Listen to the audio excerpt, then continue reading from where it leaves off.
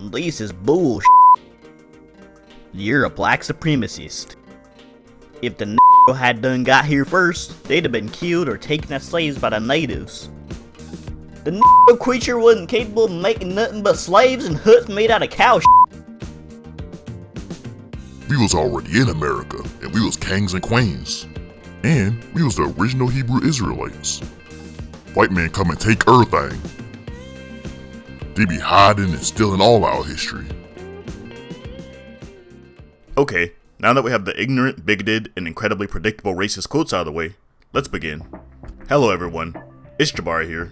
Before we begin, for those of you who are unaware, I now live stream once per week on Mondays at 3 PM Eastern Standard Time, or 9 PM for those of you who live in Western Europe or Africa.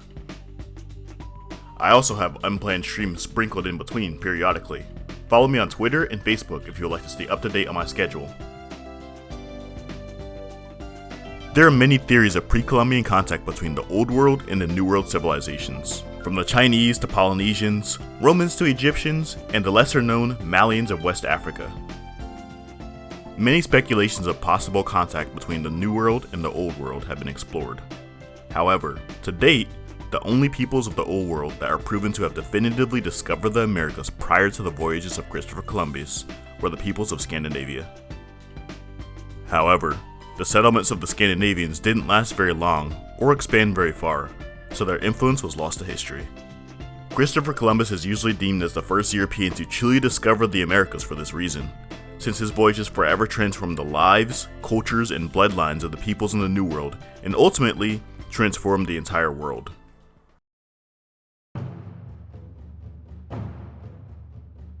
In 1862, a giant stone head bearing seemingly Africanoid features was discovered in Mexico by an archaeologist by the name of Jose Melgar. Over time, similar heads were discovered in nearby areas. He proposed that the heads were built or influenced by the peoples of sub-Saharan Africa. However, archaeological studies and DNA tests of people in the area have produced no conclusive link between the Olmecs and the peoples of sub-Saharan Africa. In 2000, Joanne Baxter published an article on BBC News describing a 2,000-strong fleet of West African ships led by the ruler of the Malian Empire. This massive fleet departed westward into the Atlantic Ocean in the year 1311, never to be heard from again.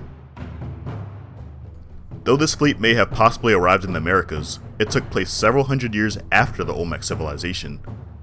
Unlike other alternate history channels, I like to present a somewhat believable scenario that changes history rather than a vague what-if scenario.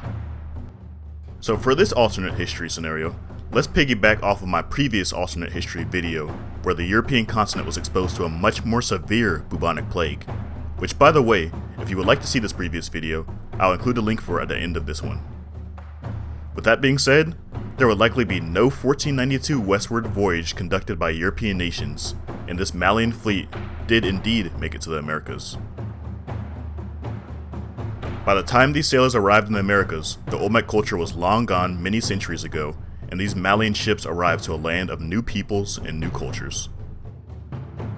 Contrary to our modern timeline, where only a small trio of ships arrived off the shores of the Bahamas in the autumn of 1492, these new Malian invaders would have arrived in large numbers. Each of these 2,000 ships would have likely arrived with crews of 10 to 20 sailors. This would put their numbers at anywhere between 20 and 40,000 strong if you factor in possible deaths along the way. However, the journey from Africa to the Americas would have been much shorter, which would have minimized the death toll. In fact, the numbers would have been so large that they would have likely established their own small settlements entirely composed of their own people within the first year. This would have likely been their preference, due to the fact that the fleet was led by the imperial ruler of Mali himself, whom is believed to have been Abu Bakr II.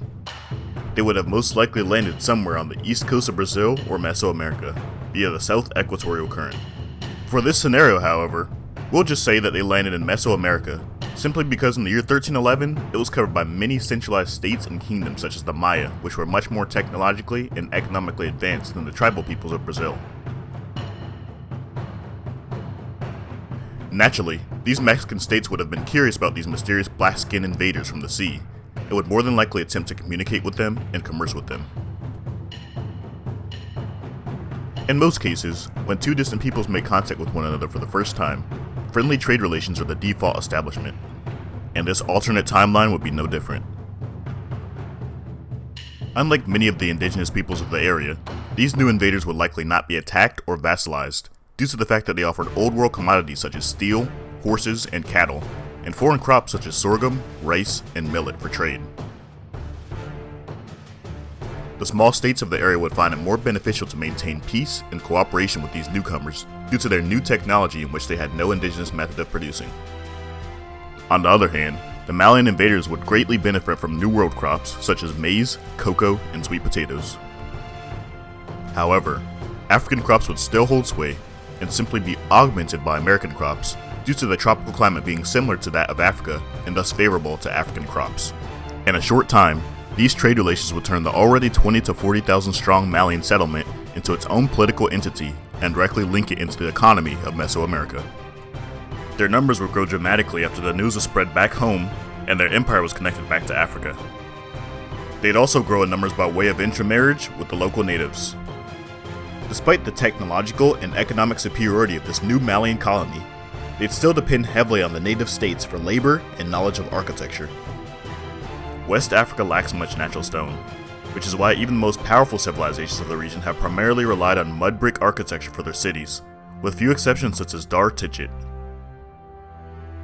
Mud brick was much easier and cheaper than stone in most of West Africa. With that said, knowledge of how to quarry and build in stone would likely be unknown to most Malian architects at the time, while the native civilizations of the area were expert masons and mathematicians skilled in the art of building stone pyramids.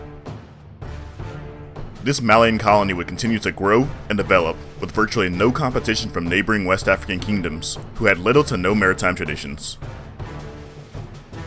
Most West African states were restricted to small riverboats and canoes, and though East African states had seagoing vessels that were more than capable of making the voyage, it would have likely taken quite some time for the news to reach this part of the continent, and even still, it would have been a much more lengthy and dangerous trip. Despite the relative lack of competition from other African states, competition from indigenous states in Mesoamerica would be inevitable. In the real timeline, where Europeans are the first Old World peoples to discover the New World, conquering new lands, acquiring new gold, and outcompeting neighboring European and Arabic states was the primary mentality of these explorers. They also regarded themselves as the height of civilization and superior to other peoples and cultures.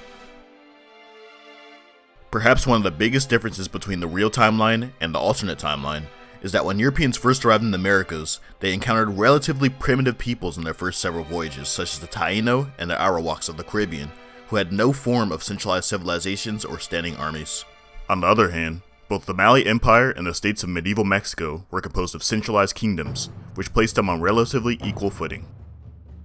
Relations between the Malians and the Mesoamericans would likely remain relatively peaceful for several generations, with maybe a few occasional skirmishes and conflicts. The reason for this is that at the time, Islam was a relatively secular religion, so naturally, these invaders would have wanted to learn more about the accomplishments and the technological achievements of the native people. In fact, Sahelian architecture was a direct result of guidance and techniques that Mansa Musa learned from Egyptians and Arabians during his historic Hajj to Mecca. Gold would have mattered very little to them, due to the fact that their mines back in Africa were the source of quite literally half of the world's gold, according to NewYorkDailyNews.com. In addition to these factors, few other West African kingdoms had seagoing vessels or maritime traditions at the time, which would have given Mali a monopoly over all New World commodities. However, once Mali's American kingdom started to grow and fully establish itself in the region, its ambitions would grow as well. Though many people of the surrounding area would be converted to Islam naturally through peaceful trade and intermarriage, over time, advantages such as cavalry and steel arms would make military conquest inevitable. This would have been coupled by the fact that Mali was an Islamic empire that would have likely looked upon Mexican religions as demonic. With that said, a direct side effect of these military campaigns would be the forced conversions of conquered peoples, and those who resisted would more than likely have been taken into slavery. Unlike the real timeline, where Europeans quickly dominated the other kingdoms through sheer technological superiority, the expansion would have been significantly slower for Malians if they were the first ones to arrive.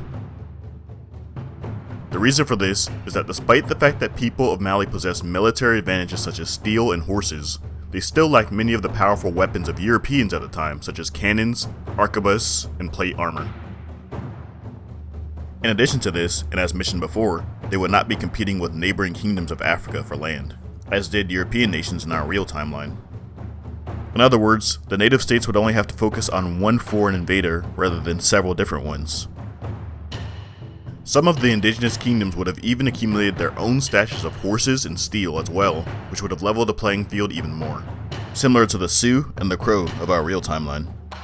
Despite this, they'd still be at a severe disadvantage against the Mali Empire, for a different and unavoidable reason. Stay tuned for part 2 if you would like to see the rest of this alternate scenario. If you enjoyed this video, please click the like button and subscribe if you're not already. If you have an idea or request for a video that you would like to submit, you can do so by supporting me and becoming a patron. You can also support me by following the other links in the description. See you next time, guys, and always remember, we don't come from nothing.